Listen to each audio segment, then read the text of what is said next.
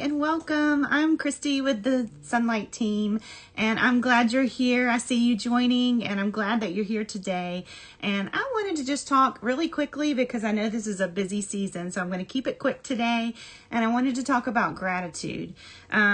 Just as we're getting ready, and I think there's no mistake that Thanksgiving comes before Christmas in this time when, especially as moms, we have a lot of that we're pouring into others, and we have a lot of time that we are trying to do things with. We have the family omnipresent with us here, it seems, where they're always with us, and we're trying to pull off these things that we try to pull off between November and December, and it gets crazy. So I just wanted to stop and just really say thank you for what you do. We know that much of what you do for your family, that ultimately impacts the community that you're in, or the community that your kids are in eventually. That is, it goes unseen. And so just mom to mom, I wanted to say we're grateful for you. We're grateful for what you do every day. And we've been there, we know, and we still are there in many cases. And we want to just say, I hope that you feel support from us, and that you know that you're not alone in the journey. And also, I wanted to just talk about gratitude during the tough days, maybe academically or maybe outside of academics, just what's going on around you. I know there's so many things going on right now. I've heard this week about a friend just in the last 48 hours, I guess, who lost their family home from, 40 years or more than 40 years in their family. And so just a family that I know from college, and so many medical situations I've heard about. I got to hear a family, a mom that I know in the past, couple of weeks, talking about, it was actually from a time before I knew her, when she was diagnosed with stage 4 cancer. That's not exactly what she had at the time, and she talked about that in between time and trusting God in the middle of that time.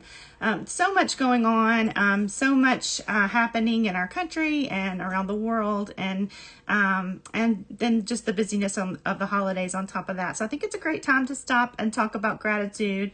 I've told you guys before, I don't know if you've seen that with all of my guys, if I've had times, we've had days where things were not going well and it was a tough day, and I stopped and I asked them to tell me 5 things they were grateful for, and I don't want to do that in a Pollyanna-ish way, or in a way that is not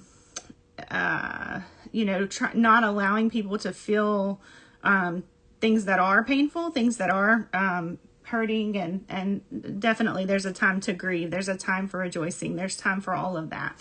But I do think that it's important that in the middle of whatever we're going through, that we find moments of gratitude, and that helps us out a lot. And I would say that our literature that we're reading, I see a lot of times people are reading and they're saying, oh, this has a lot of tough topics, should we read it? And I'm a big proponent of, your child best, do what makes most sense for you. But I remember feeling the same way. And I think that the thing that has helped me with Sonlight, we do cover tough topics. We don't shy away from that, because those things are involved in life. And I would really rather my guys, before they get to these, basically all of these things are out of our control. And we could never imagine that our children would be in a situation like we might read about.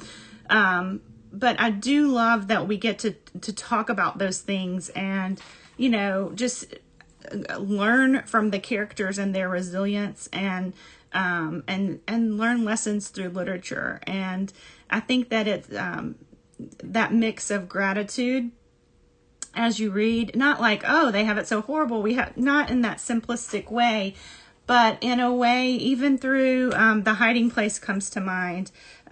such a hard story.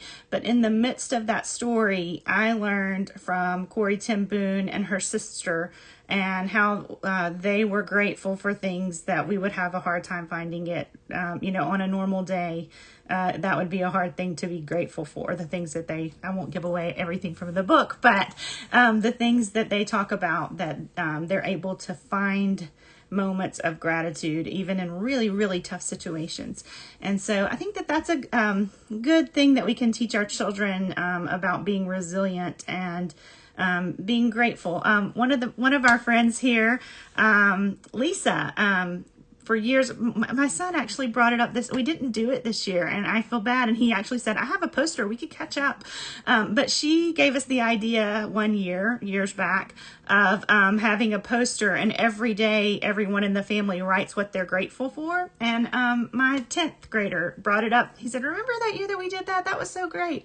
And we did different colors all over the poster, and it was fun to see what the things that they were grateful for each day. So anyway, making gratitude part of the day when you're having a tough day, I think, or if you're not, just having that practice of being grateful, thinking of something that you're grateful for each day. Maybe if you're wanting to, do something quick in your routine, just every day as you are getting ready for your day, if you get together and pray and have scripture together, maybe just ask everybody, what are you grateful for today? And just starting off with gratitude, I think, can help so much in our relationships with each other. A lot of times our guys will say something about each other that's really powerful, or they'll thank us, or anyway, it's a good thing to get started with, and not just for Thanksgiving Day. So I wanted to read to you something that came it's a prayer, and I usually don't write prayers. I'm not formal, like I'm going to write this prayer and pray this from what I've written, but it just goes along with Psalm chapter 20, and I want to read it, and I'm praying this for you all.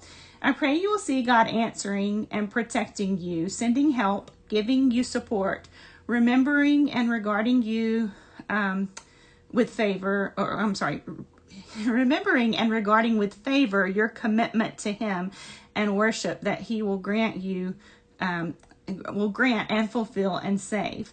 I know that God saves and answers. I pray that you will trust Him, rise and stand upright rather than collapsing and falling.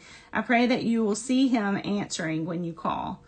All of that comes from the scriptures from Psalm 20. And then Isaiah 26 verse 3, you will keep him in perfect peace whose mind is stayed on you because he trusts in you. So big scripture, perfect peace when our mind is stayed on Him and we're trusting in Him. So many, thank you, JHVH. Yes. So many things going on around us, and hard things. And I just pray that God will keep you in perfect peace, because your mind is stayed on Him and because you're trusting in Him, and He can be trusted. So I hope that if you have any questions today about academics or anything, pop those in. We'll answer those. But I just wanted to give you this brief little encouragement, and just to say I hope you have a great day. I hope you all have a happy Thanksgiving as things get busier with the holidays. I'm praying for you all, and if you have any questions, reach out. I hope you have a great day. Thank you.